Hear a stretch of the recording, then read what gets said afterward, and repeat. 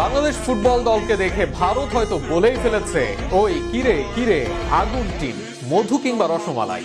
একদিন পরে দেশে আসছেন হামজা চৌধুরী, আগে এসেছেন ইতালি মাতানো ফাহমিদুল, ভারতকে হারাতে প্রস্তুত জামালরা। তবে বাংলাদেশ দল হবে আরো আগুন। যদি পরিকল্পনা হয় সঠিকভাবে, তাহলে বিশ্বকাপেও খেলতে পারে টাইগাররা। কিভাবে, তা থাকছে প্রতিবেদনে। ওই কিরে কিরে আগুন আগুন।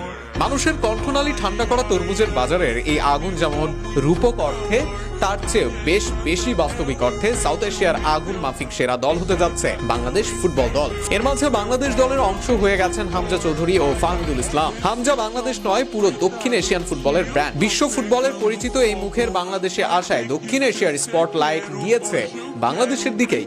বাংলাদেশের সঙ্গে ম্যাচকে কেন্দ্র করে নিজেদের কিংবদন্তি সুনীলকে অবসর থেকে ফিরিয়েছে ভারত। অপরদিকে 2030 বিশ্বকাপ হবে 64 দলের। ফিফা 100 বছর পূর্তি উপলক্ষে 3 দেশে আয়োজন করবে বিশ্বকাপ, আর সেখানেই দল বাড়িয়ে 64 দলের বিশ্বকাপ করবে ফিফা।